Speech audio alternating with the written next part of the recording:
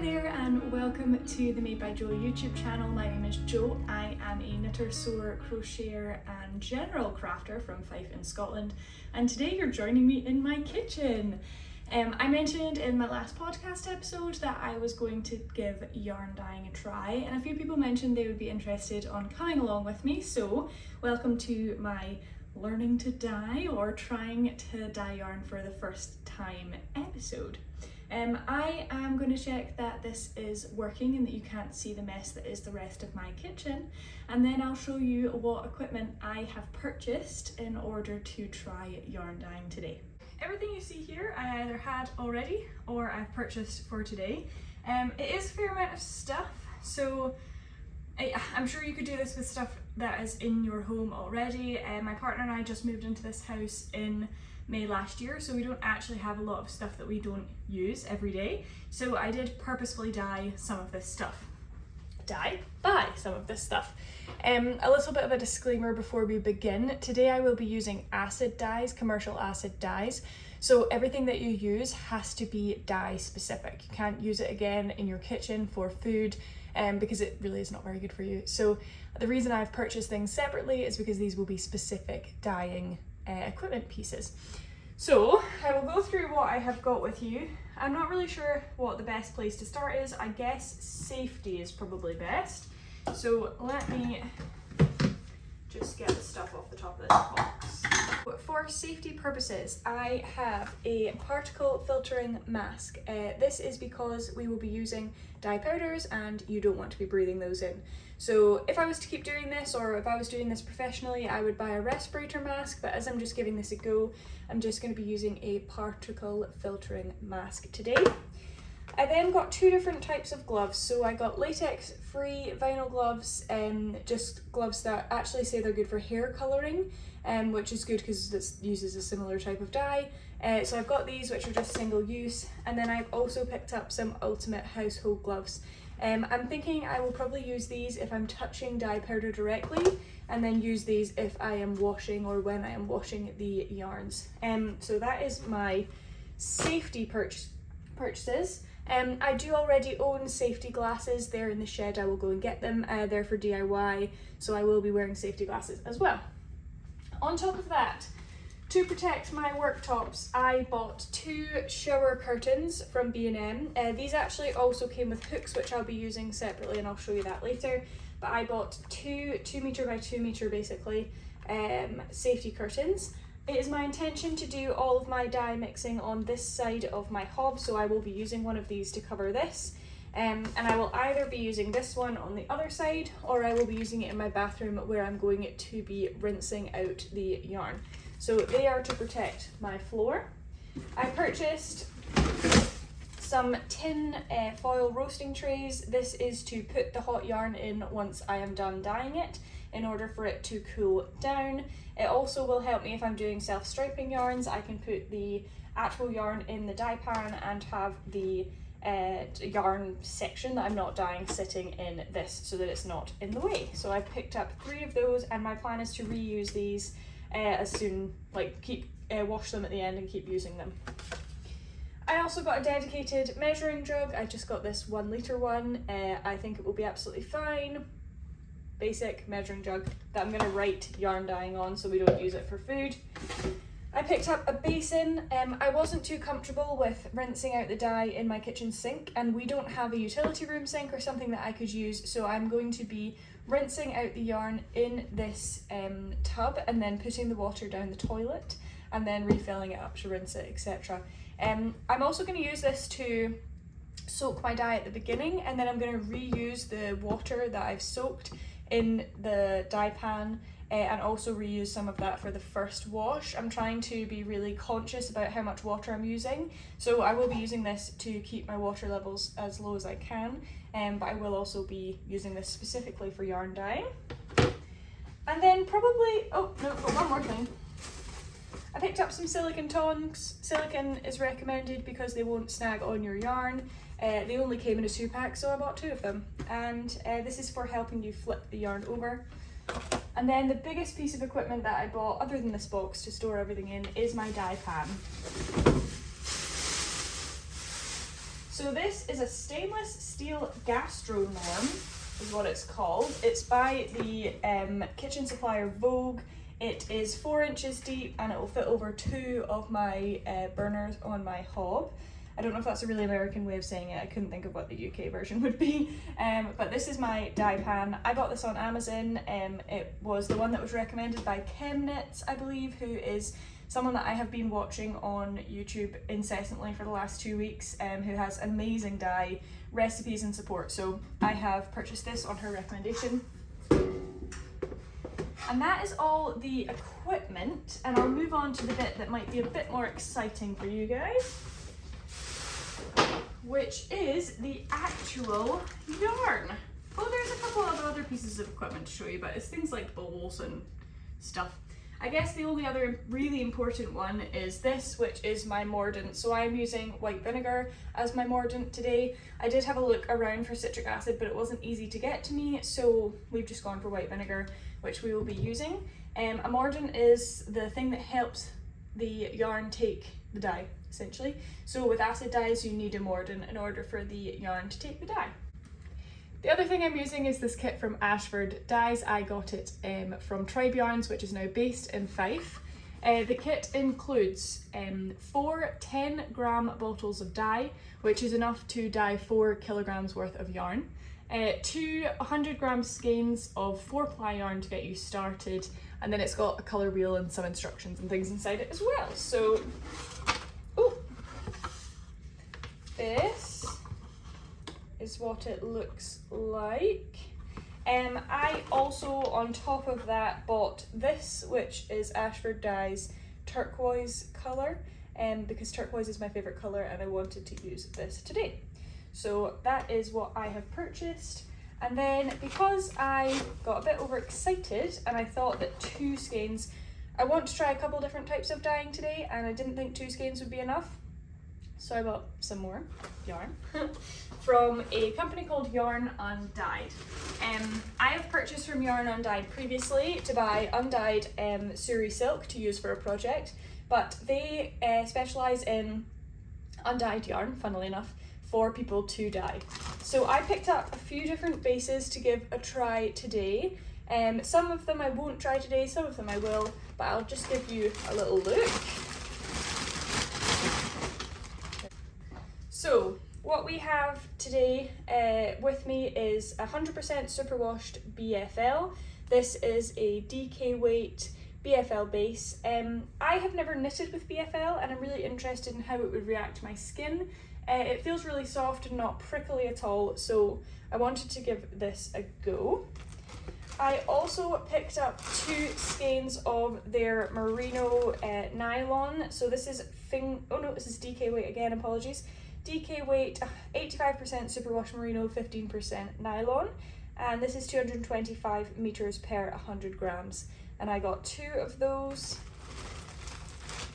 I then just picked up one of their 5 skein packs. So this is their 500 gram pack of 4-ply fingering weight yarn. You get 400 meters per 100 grams, and this is a 75-25 base. And then the final one I got, which I thought was really interesting, is what they call their bio sock. So it's made with 85% superwash merino and then 15% biodegradable nylon.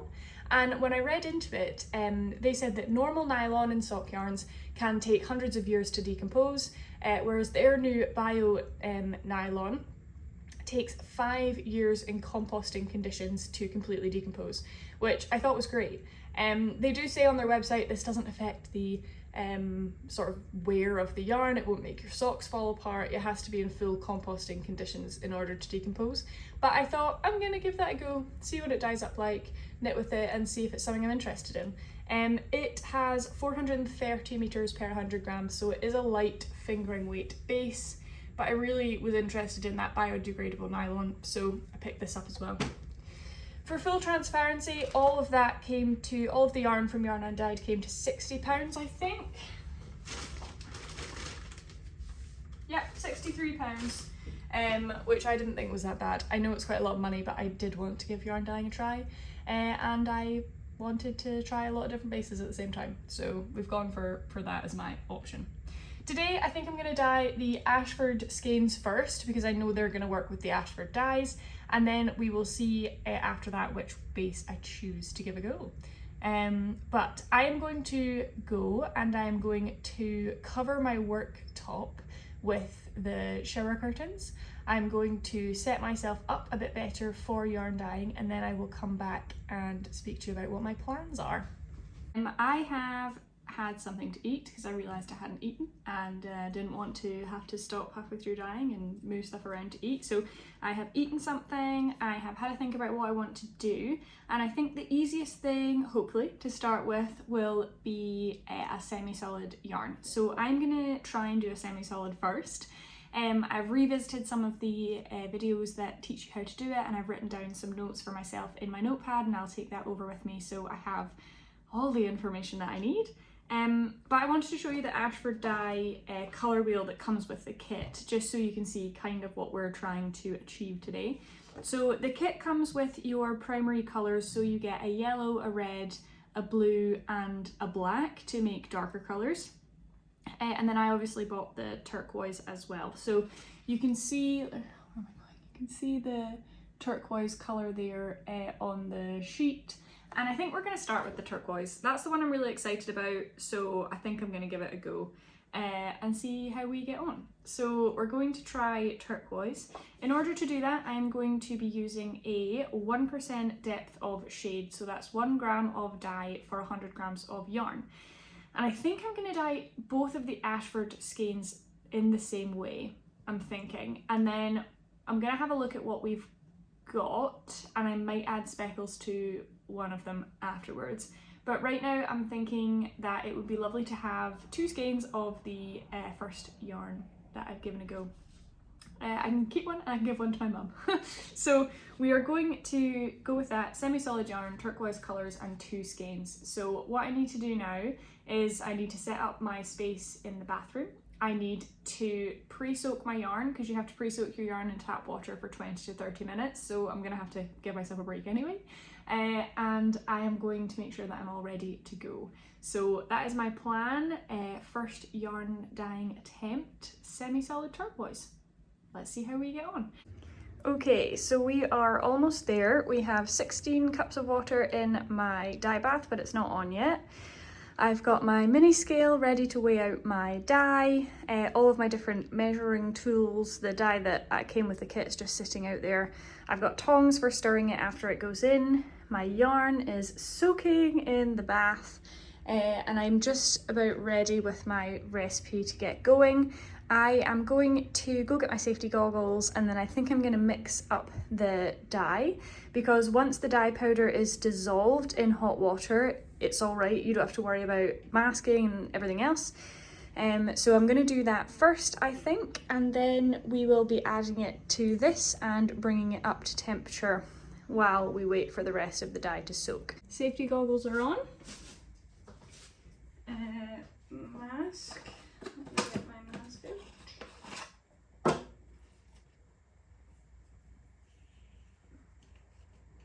Oh, I hate wearing masks, but safety first. Who doesn't love a pair of disposable gloves, safety goggles and a mask?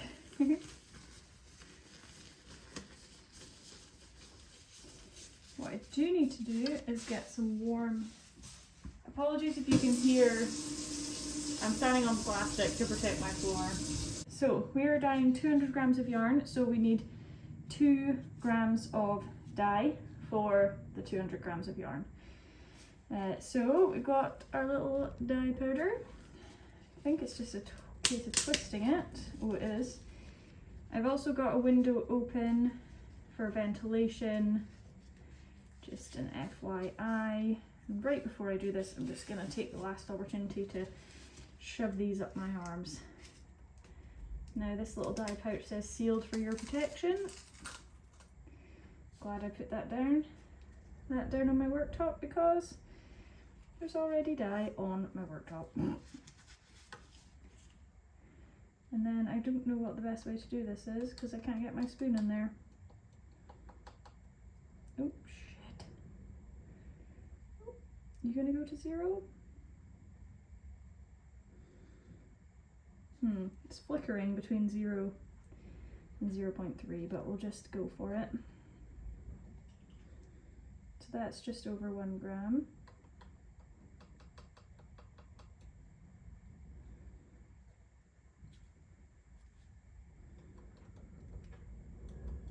I feel like a scientist.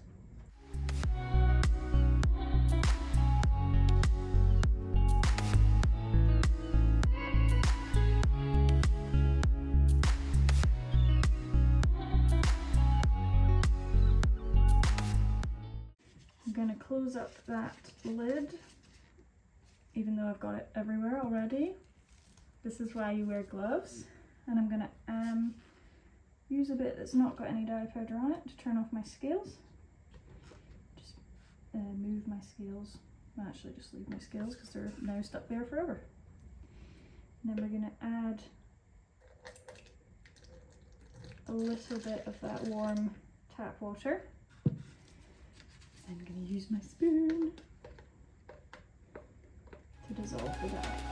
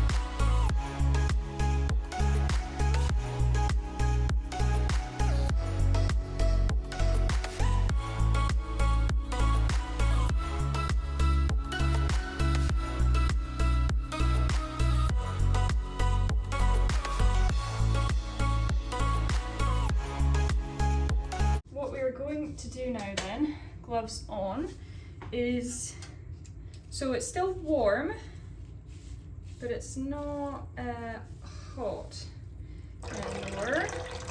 So I'm just going to take it out and give it a squeeze.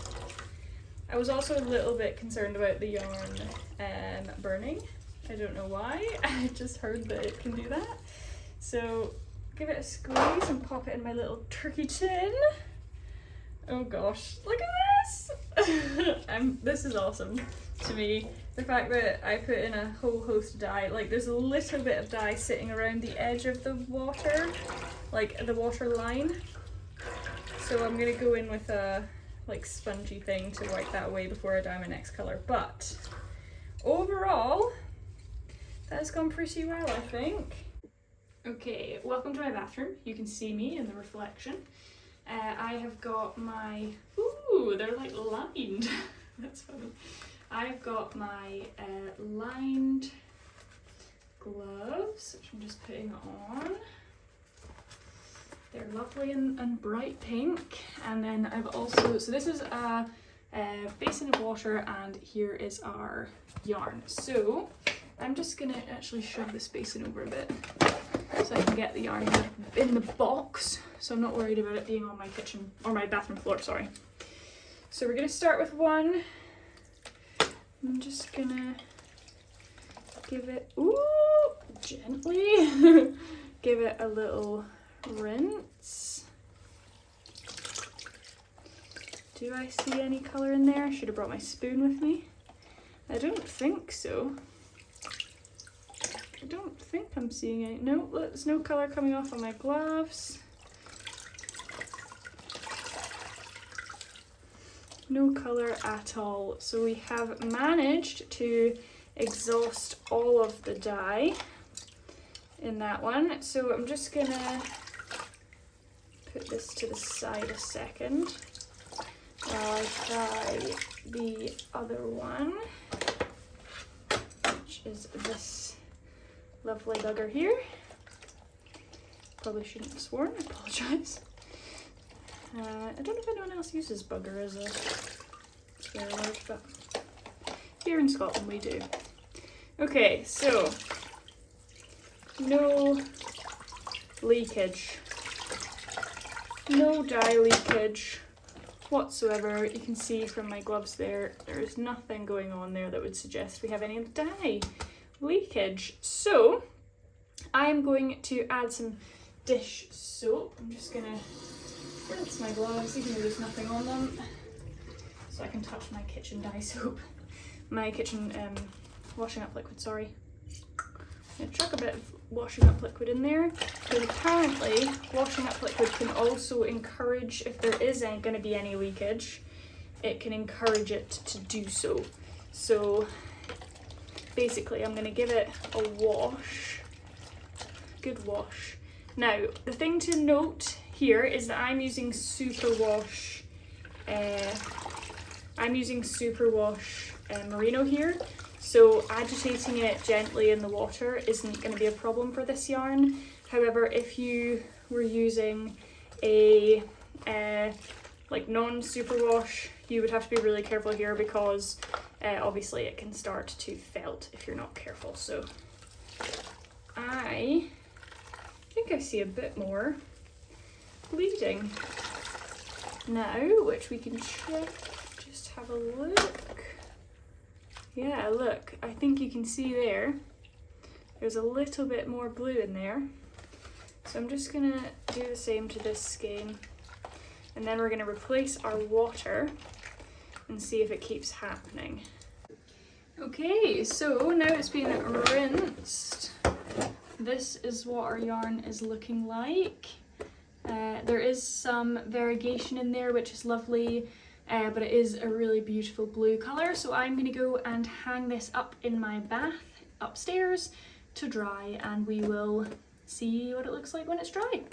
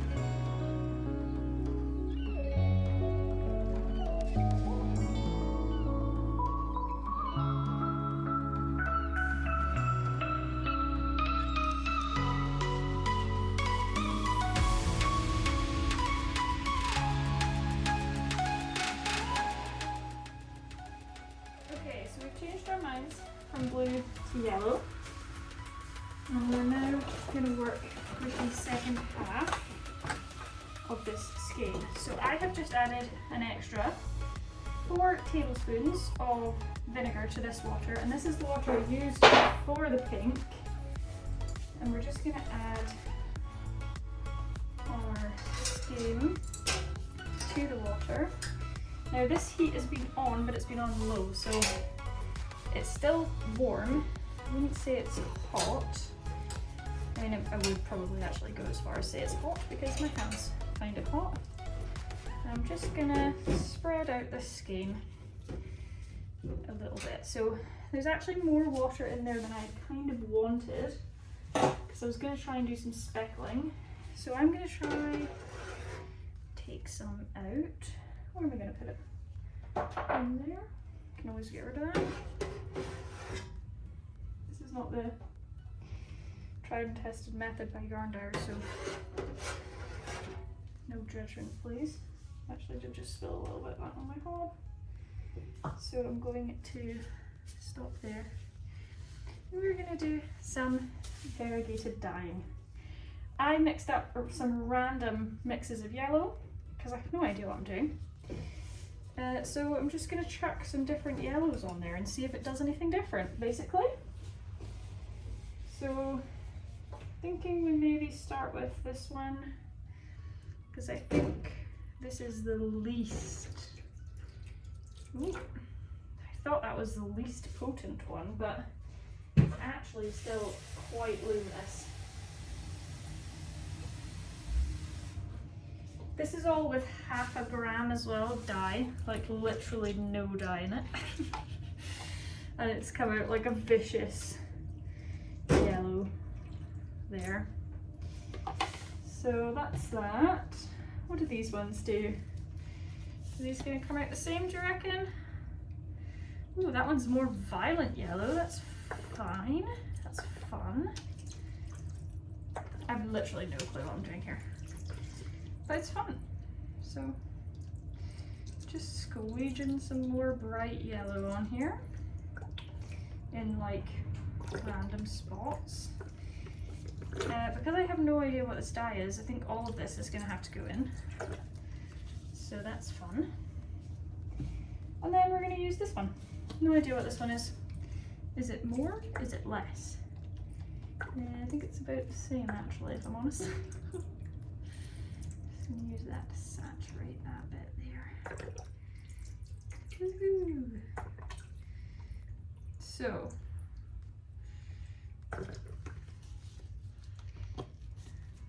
that's what we've done. Why? Because I felt like it. Any scientific reason as to why I've done it this way? Nope. Looks cute though. So just gonna be mixing it around a little bit, hoping that those ties have stayed in because it looks messy as hell right now. And then we're just gonna add a little bit to the, so this is a bit more variegated I think, because the rest of this dye is just gonna go, well, I have no idea where it's gonna go yet. Shit, spilled some yellow there. Right, so squeezy tubes, messier than all the other methods I've tried today, but I don't think actually went anywhere except where I wanted it to, so that's good. Now I'm going to use the tried and tested method of sprinkling. Oh. So it spreads out, which I kind of knew was going to happen anyway. There is quite a fair bit of vinegar. Oh shit, that was a lot. In here. Oh, it's pretty cool though. Does this have a lot of... Just be careful I'm not wrecking my gloves. Oh, I think I have. I think there's a hole in my glove. I think I can feel a hole.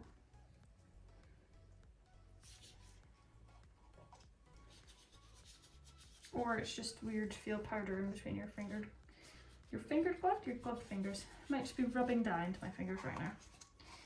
I'm just getting every last bit of that on.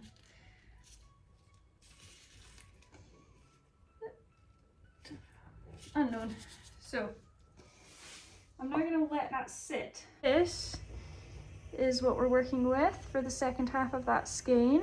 I tried my hand at speckling, pretty pleased with it, and I think the yellow looks pretty good too. So I am going to just wait and see how much of this can exhaust. There's a tiny bit left in the pan to be soaked up by this dye, and then I'm going to get washing it. But for a self-striping skein, I think this is going to look pretty cool. It is just before 2 now. I haven't eaten anything since breakfast, so I'm going to actually pack away my dye stuff I think for today, and I might make a variegated skein tomorrow. I'm really keen to make a variegated skein, but I just know I might do it tonight actually. I've got the house to myself, but for now I'm going to pack up after this skein. Okay, the These are our two from earlier. The These are all three of these are 75-25, so this is our bright blue, which was intended to be semi-solid, but actually seems to be pretty solid. There are some spots that are darker than others, but it's predominantly a solid. And then this is our self-striping, which just looks so cool. It has been rinsed a few times now, but I think I'm just gonna put it over the top one. This is in my bath, on top of a sheet inside the bath, so that I wouldn't get it anywhere I didn't want to. So I'm pretty pleased with this yellow side.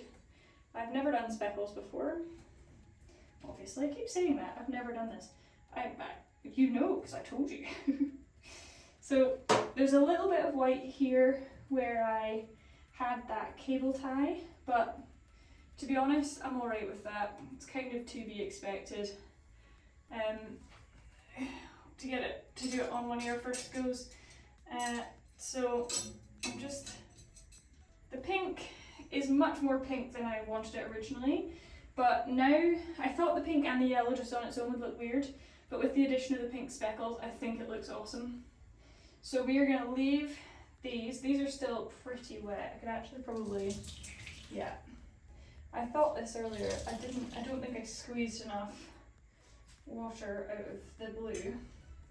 So I'm just going to squeeze some more of this water out, and then I'm going to leave it with the fan on basically all night.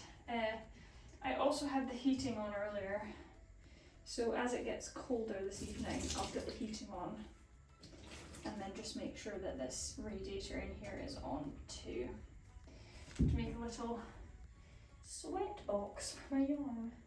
Hello and welcome to day 2 of trying to dye for the first time. Yarn dye, that is, obviously.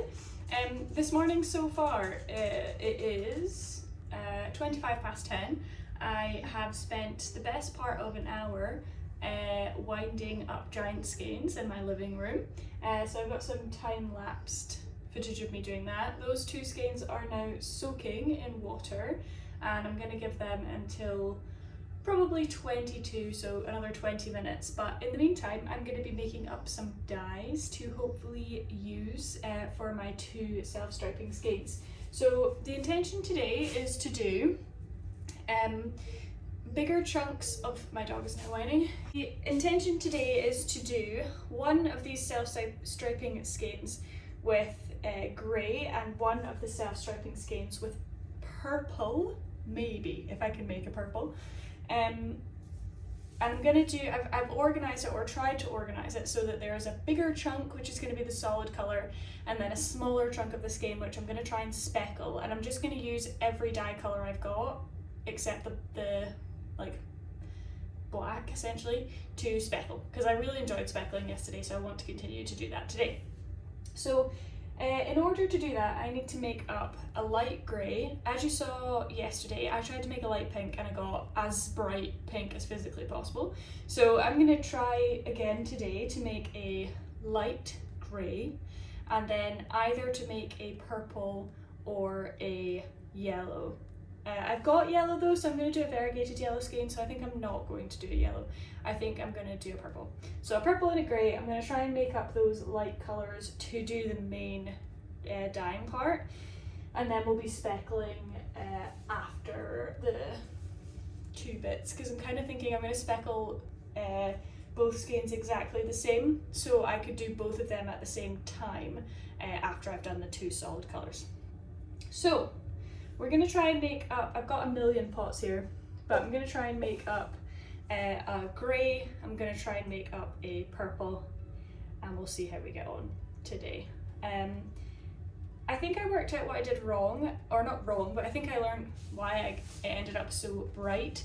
In order to make a stock solution of these dyes, you use 1 gram of dye for 100 mils of water, and then that makes your stock solution, and then you use your stock solution to make the colour essentially. But I was just making stock solution and then using the whole thing. So if I use 1 gram of dye and 100 mils of water, that should dye to the dark colour 100 grams of yarn.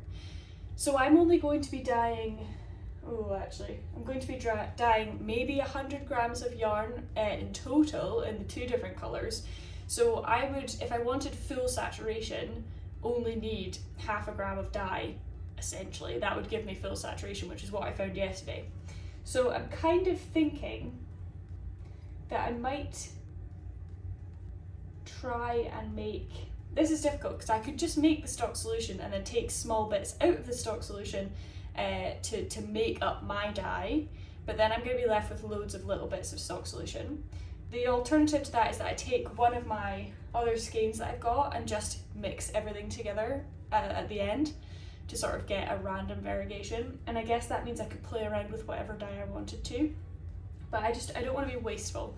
So I'm gonna have a go, see if I can make a grey, I think, or a purple, sorry, and then I'll let you know how I get on and if there's any success.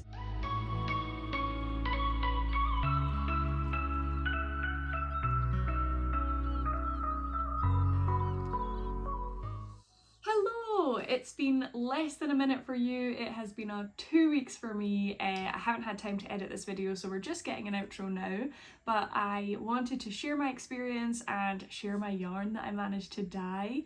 Apologies for the jump scare. My mum arrived shortly after that last clip and we decided to yarn dye together all day, so we were gossiping and I didn't want to be moving my camera around or having my mum in the camera when she didn't necessarily want to be, so I didn't film day 2, but I do have some cracking yarns to show you that I managed to dye up on day 2.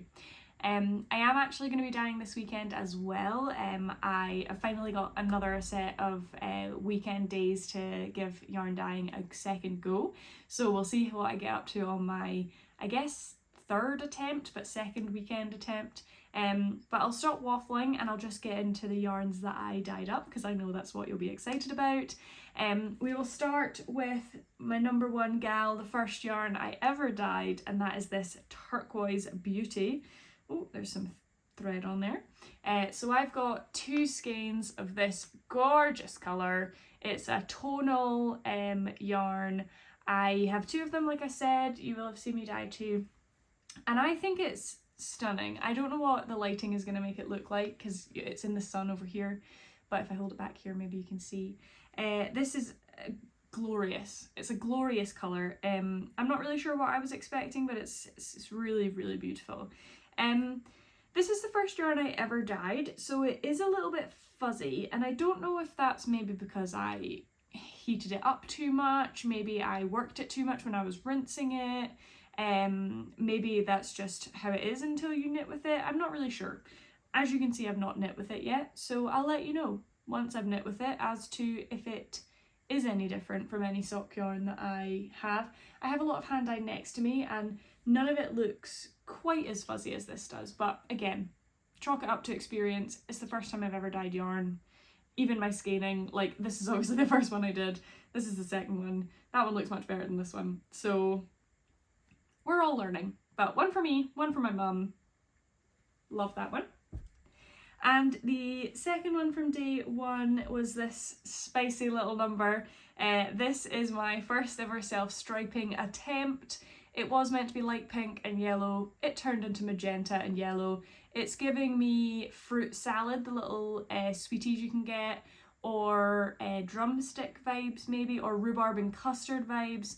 But I think it's absolutely stunning. I did knit a little swatch with this, but I didn't film it. I know, rookie mistake.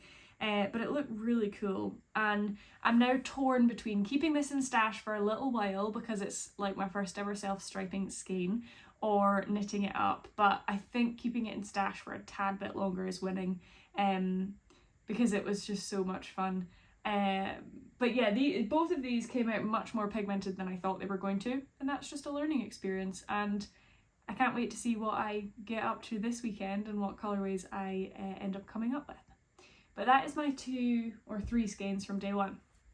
Then I mentioned I was going to be doing some more self-striping. So I wound up 2 small skeins into giant skeins so that I could self-stripe in bigger chunks. And that meant walking around my living room what felt like 1,000 times, I'm not even kidding, and making me quite dizzy. But I am really pleased with how they've come out. So the easiest way I found to get them into a workable state from the giant skein was just to make them into a ball. So both of these aren't in a skein but in a little ball form. But we did manage to get a light grey with the speckles in the other section. And then we managed to get a light purple. And for the purple we actually had to mix pink and blue because I didn't just have a purple dye. And I'm really, really in love with the colour. And then yes, it's speckled on the other section as well. So these will hopefully be self-striping. This one is actually going to become my May sock that I'm doing a pair of socks a month, and I'm going to use this one for my May socks, so it won't be that long until I will get to see what this looks like worked up. But these were a blast. They take a little bit extra time because you obviously have to make the giant skeins, then you have to dye the 2 parts separately, but it was a lot of fun. And self-striping is actually why I got into trying yarn dyeing, because I really wanted to give self-striping a go. So I'm really pleased that on my first effort I managed to get a couple of self-stripings. Who knows if it'll only be single, like micro stripes at this point, and my maths might have been wrong for how much yarn I needed in each segment, but we're learning, we're grooving, we're having a great time. So that is my 2 self-striping balls. And then I was left with some leftover dye and I couldn't quite decide what to do with it. So I had a boatload of yellow left from the day before and I didn't want to waste it, but also it was going to be quite difficult to keep. My squeezy bottles don't have particularly good lids, so I didn't want to keep it in case it spilled all over the rest of my dye stuff. So I decided to chuck all of the yellow I had left in a DK weight skein. My mum's favourite colour is yellow, and this is a DK weight sock yarn. It is so soft, actually, really soft, this one. And there is some variegation in there. I'm not sure what it's going to look like on camera, but there is some variegation in there. So I thought I'm just going to dye up a bright yellow skein for my mum, and she can make some DK weight socks with it to get rid of the yellow yarn. So this was the didn't plan on but made skein. And then I took inspiration from Rebecca of Chem Knits and did a leave no dye behind skein. So she dyes yarn on her YouTube channel, would thoroughly recommend her checking her channel out. But she does a leave no dye behind, so basically try not to waste any of your dye. And she often just chucks all the dye she's got left in a pan with a skein and sees what happens. And I took inspiration from that and I got this little guy. So I had blue left from making the purple as well as pink, and then I had black left from making the grey. So I chucked those 3 colours in the dye bath and it made this lovely little galaxy or Death Eater or like something like that, some sort of dark. So it's got pink on the end and then black in the middle and blue up at this top end, and it's DK weight as well. And I did get some like patches of white in where I haven't quite managed to get all the yarn covered, but I don't really mind. I think it adds to the character. And for a leave no dye behind skein, I think this is really beautiful. So I'm pretty pleased with how this one came out as well. And that means, let me see, I don't know if I can pick them all up. That's all my skeined up ones. A little selection of skeined up hand dyed yarn by me. And then a couple of little self-striping balls. But I think it was a really good time. I know there was the Willy Good Gathering has just been, and I know there was a dye, like learn to dye session there, and a lot of people went and had a lot of fun, and I would really recommend trying a session like that. I know that For the Love of Yarn in Glasgow do dye sessions, and I would 100% recommend. It just means you don't have to buy all of the stuff and sort of make the mistakes that I did at the beginning, because they'll be able to give you a bit better instruction, whereas I was just guessing and hoping for the best. But now I've got the stuff, I am going to be making an effort to try out some more things.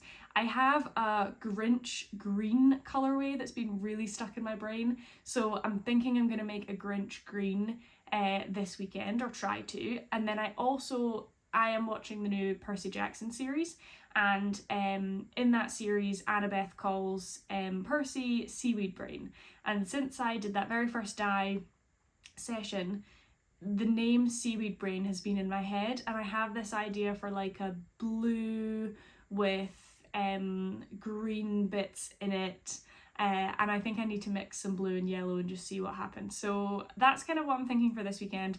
Grinch green and maybe a Seaweed Brain colorway, but I'm not really sure. We'll just see how we get on. I might make that a reel just to make it really super duper easy to do, because this was quite a pain in the bum to edit, because I have a lot of footage that I tried to squeeze in and make it relatively entertaining.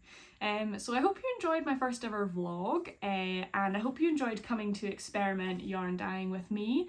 I had a really fun time and can't wait to try it again. And if you have wanted to try yarn dyeing, I would suggest giving it a go as well. Thank you so much for watching. I really appreciate it if you managed to get to the end. If you want a more sort of on time or regular update from me, Instagram's the best place to find me, and you can find me at designs.madebyjo. I update on my stories almost daily and post over there as well, so feel free to follow me over there if that's something you're interested in. And if not, I will see you next time for a podcast episode, because I am well overdue one of those as well. So I will see you soon. Thank you for watching. Bye.